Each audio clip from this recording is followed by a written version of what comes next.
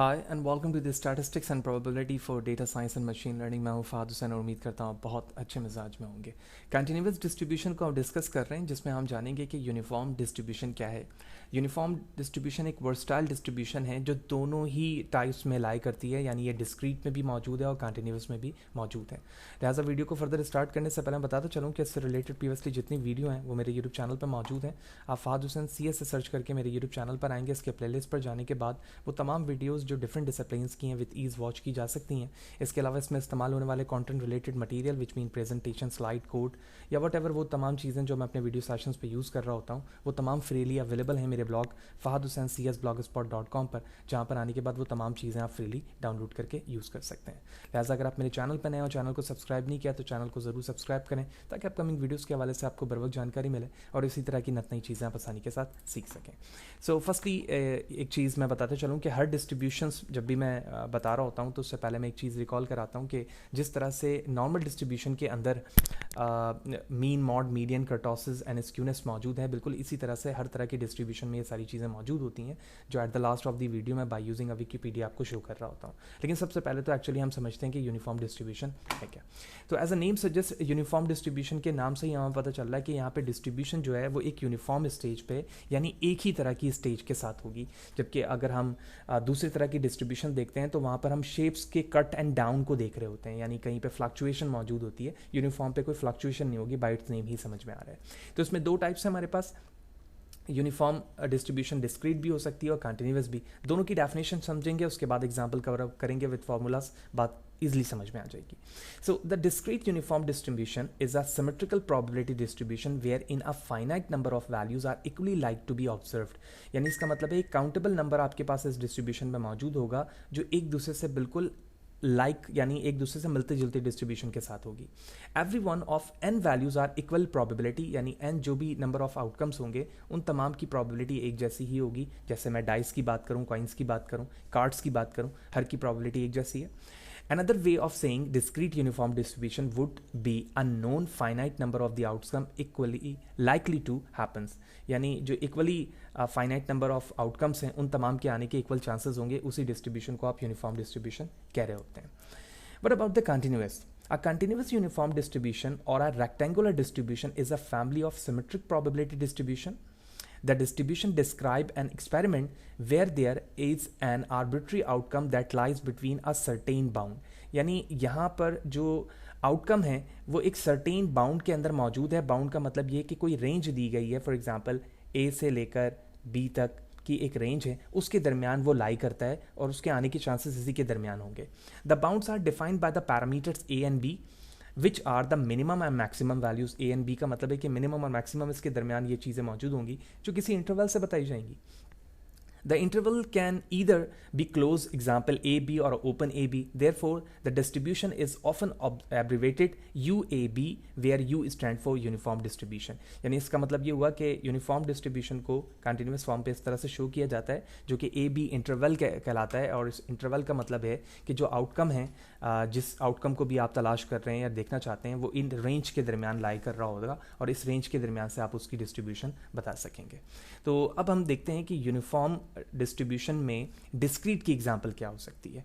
तो अगर आप डिस्क्रीट की एग्जांपल देखें तो सबसे इंपॉर्टेंट इसकी एग्जांपल हमारे पास डाइस की आएगी, जिस पे हमारे पास 1 से लेकर 6 इवेंट हैं और इन तमाम इवेंट्स पे हमने अभी फार्मूला पे भी देखा था कि 1/n जो है प्रोबेबिलिटी का इसमें फार्मूला है। तो 1/n का मतलब ये हुआ कि यहाँ पर n की वैल्यू 6 है, यानी टोटल नंबर ऑफ इवेंट जो है वो 6 हैं, तो यहाँ पर उसे 6 से रिप्रेजेंट किया गया है। इसमें 1 2 3 4 5 6 सब के आने के चांसेस जो है क्या हैं, वो एक जैसे हैं। तो लिहाजा इनकी जो डिस्ट्रीब्यूशन प्लॉट होगी वो बिल्कुल सेम होगी। ठीक है, तो आप देख रहे हैं कि इस वक्त जो एक लाइन मैंने ड्रॉ की है वो ऑलमोस्ट बिल्कुल स्ट्रेट लाइन है और इसका मतलब ये है कि ये बिल्कुल एक यूनिफॉर्म डिस्ट्रीब्यूशन है।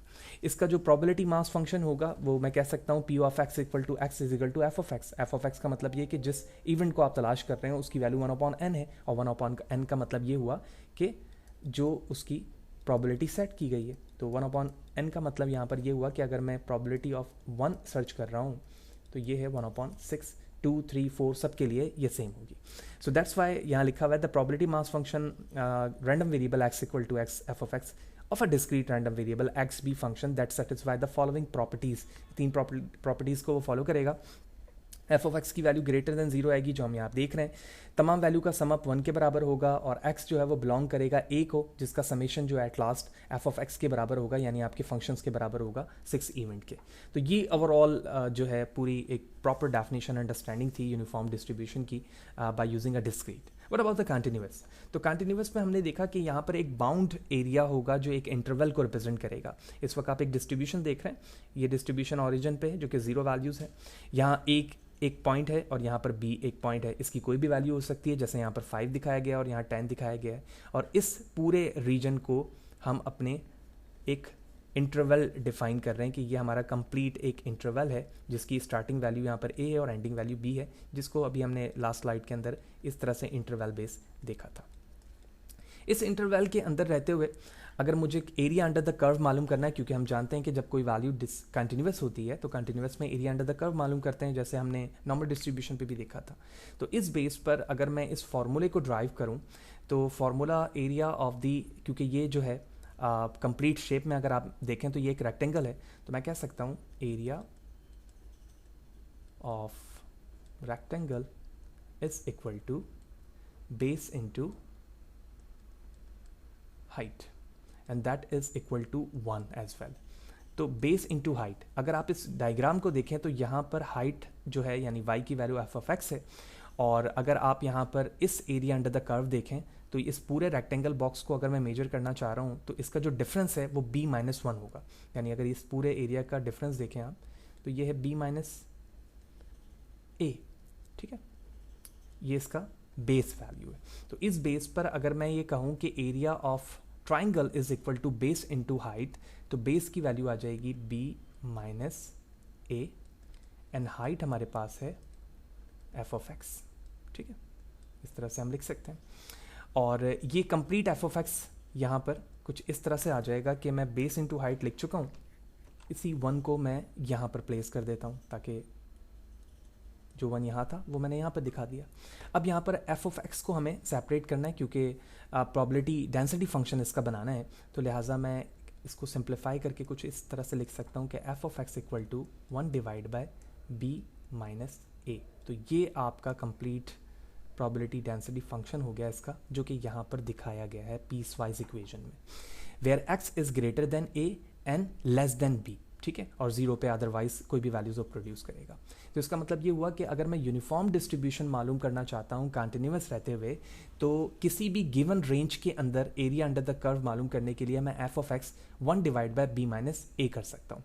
अल्टरनेटिवली जिस तरह से हमने नॉर्मल डिस्ट्रीब्यूशन पे इंटीग्रेशन मालूम किया था, और हम जानते हैं कि इंटीग्रेशन को हम एरिया अंडर द कर्व मालूम करने के लिए मालूम करते हैं, तो a और b यहाँ पर मैंने अपर एंड लोअर लिमिट लिखी है क्योंकि इन दोनों के दरमियान हम एरिया मालूम करना चाह रहे हैं, और एफ ऑफ एक्स dx के ज़रिए से हम इस इक्वेशन को इंटीग्रेट कर देंगे। तो इंटीग्रेट करने के बाद भी जो वैल्यूज़ आएगी वो actually that's equivalent to F of X equal to 1 divide by b-1 के आएगी। तो इस तरह से हमने दोनों चीज़ों को समझ लिया कि यूनिफॉर्म डिस्ट्रीब्यूशन क्या है, डिस्क्रीट पे किस तरह से वर्क करती है, कंटिन्यूअस पे किस तरह से वर्क करती है। फिर भी कोई सवाल है, अगर कोई चीज़ समझ में नहीं आई है कमेंट सेक्शन पर ज़रूर पूछें, कोशिश करूँगा इस हवाले से आपको बर वक्त जवाब दे सकूँ।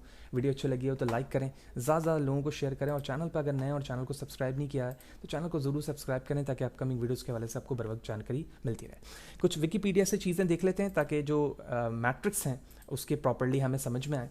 तो सबसे पहले हमारे पास डिस्क्रीट डिस्ट्रीब्यूशन थी यूनिफॉर्म, जिसमें मैंने बताया था कि 1 डिवाइड बाय n वैल्यूज़ हैं, वही चीज़ें यहाँ पे दिखाई जा रही हैं डिफरेंट इवेंट्स की, जो कि मास फंक्शन यहाँ पर n5 दिखाया गया है, यानी कोई ऐसा ऑब्जेक्ट है जिसके 5 इवेंट्स हैं, उस बिहाफ पर इसकी डिस्ट्रीब्यूशन कुछ इस तरह से बनेगी। ये क्यूमुलेटिव डिस्ट्रीब्यूशन है, इसके हवाले से सेपरेटली वीडियो मैंने बनाई हुई है कि मास फंक्शन, डेंसिटी फंक्शन और क्यूमुलेटिव फंक्शंस क्या होते हैं। फर्दर चीज़ें हम ऑलरेडी डिस्कस कर चुके हैं। अगर मैं इसकी कुछ मैट्रिक्स यूनिट की बात करूं तो प्रॉबिलिटी मास फंक्शन 1/n है, mean a plus b divide by 2 है, variance n square -1 divide by 2 है, जबकि स्टैंडर्ड डिविएशन इसी पे स्क्वायर रूट के साथ होगा, स्क्यूनेस की 0 होती है। यूनिफॉर्म डिस्ट्रीब्यूशन पर अगर आप देखें तो 1 डिवाइड बाई b-1 के साथ ये चीज़ें मौजूद हैं, और ये क्यूमुलेटिव डिस्ट्रीब्यूशन है। और अगर आप इसके मैट्रिक्स को देखें तो probability density function 1 divide by b-1, यही हमने देखा, mean 1/2 a plus b, variance देखें तो 1/12b-a का स्क्वायर, और अगर मैं स्क्वायर रूट कर दूं तो 1/12b-a का स्क्वायर के साथ ये एग्जिस्ट करेगा। तो नेक्स्ट सेशन पे मिलते हैं, फिर फर्दर टाइप्स की कंटिन्यूअस डिस्ट्रीब्यूशन को हम डिस्कस करेंगे। सी यू देयर।